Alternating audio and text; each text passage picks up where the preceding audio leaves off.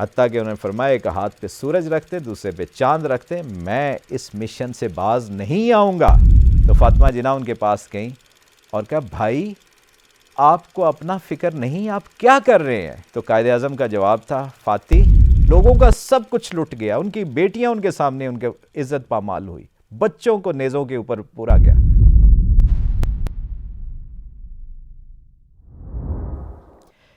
قصہ اصحاب کہف کا پاکستان کے ساتھ ایک نہایت عجیب اور حوصلہ افزا ایک تعلق بھی جڑتا ہے، وہ میں آپ کے سامنے رکھوں گا۔ بڑا عجیب ہے، پاکستان تو بھی بنا 1947 میں اور قرآن پہلے نازل ہوتا ہے 1400 سال 1350 سال پہلے پاکستان بننے سے، تو یہ کیسے تعلق ان کا جڑ سکتا ہے؟ تو وہ میں آپ کے سامنے بیان کروں گا۔ یہ سعادت ہے میرے لیے، اور وہ یہ ہے کہ اصحاب کہف کی زندگی کے 3 دور تھے۔ پہلا دور ایک کفریہ معاشرے کے اندر وہ زندگی گزار رہے تھے، دوسرا دور انہوں نے ہجرت کی اور ایک غار کے اندر چلے گئے جہاں ان کی جان بھی محفوظ اور ایمان بھی محفوظ ہو گیا، گوشہ ایمان و عافیت میں چلے گئے۔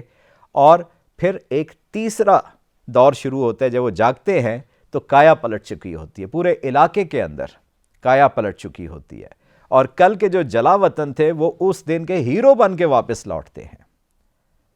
تو یہ 3 سٹیجز ہیں، یہی 3 سٹیجز رسول اللہ صلی اللہ علیہ وسلم کی مبارک زندگی کے اندر ہیں کہ سب سے پہلے آپ ایک بت پرستانہ، کافرانہ، مشرکانہ ماحول کے اندر 13 سال اسلام کی تبلیغ کرتے ہیں، توحید کی دعوت بلند کرتے ہیں۔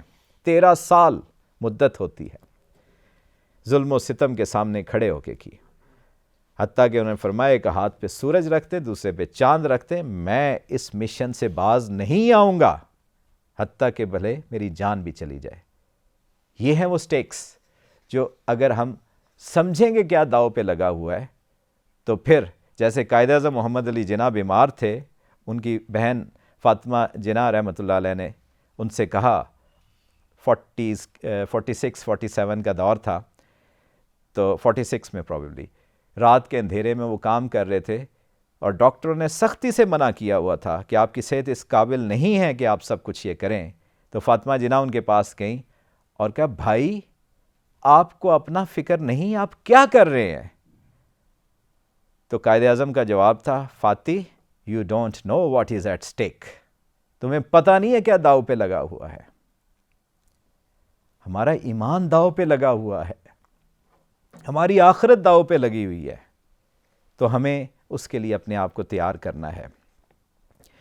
تو یہ 3 ادوار رسول اللہ صلی اللہ علیہ وسلم کی مبارک زندگی میں بت پرستانہ ماحول کے اندر توحید کا 13 سال انہوں نے اس کی تبلیغ کی، اس کے بعد دوسری سٹیج ہجرت کی، اور مدینہ طیبہ مسلمانوں کے لیے گوشہ ایمان و عافیت بن گیا، حملے بھی ہوئے اور وہاں پہ وہ محفوظ بھی رہے، ان کی جان بھی بچی اور ایمان بھی محفوظ رہا، نقصانات ہوئے لیکن محفوظ رہا الٹیمیٹلی۔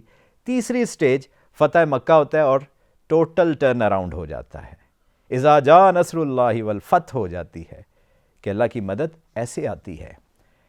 پاکستان میں بھی یہی، اس جگہ کے اندر بھی ہمارے جو اجداد ہیں وہ ایسے علاقے میں تھے جہاں پہ بت پرستی تھی، اسی طرح کی بت پرستی جو مکہ معظمہ میں ہوتی تھی، اسی طرح کی بت پرستی یہاں پہ بھی تھی اور آج بھی ہے، جس کو آج ہم بھارت کہتے ہیں۔ تو وہاں سے پہلی سٹیج میں ہمارے اجداد وہاں پہ تھے، دوسری سٹیج میں خونی ہجرت کی، ایسی جیسے اصحاب کہف نے ہجرت کی، ایسے جیسے رسول اللہ صلی اللہ علیہ وسلم اور صحابہ نے ہجرت کی۔ دوسری سٹیج کے اوپر لوگوں کا سب کچھ لٹ گیا، ان کی بیٹیاں ان کے سامنے ان کے عزت پامال ہوئی، بچوں کو نیزوں کے اوپر پورا گیا، اور یہاں پہ آگے لوگوں نے سجدہ شکر دیا تھا اس ملک خدا داد کی دھرتی کے اوپر۔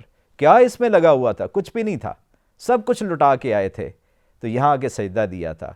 پاکستان گوشہ ایمان و عافیت ہے، جیسے اصحاب کہف کے لیے وہ غار گوشہ ایمان عافیت، رسول اللہ صلی اللہ علیہ وسلم صحابہ کے لیے مدینہ طیبہ گوشہ ایمان و عافیت تھا۔ پاکستان یہ ملک خدا داد یہ گوشہ ایمان و عافیت ہے۔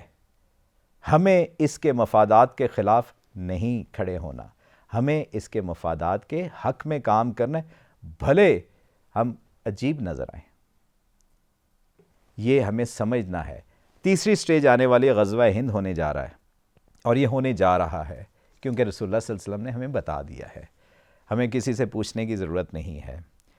تو یہ 3 سٹیجز اصحاب کہف کی زندگی میں، رسول اللہ صلی اللہ علیہ وسلم کی مبارک زندگی میں، اور پاکستان کے اندر بھی یہی ہیں.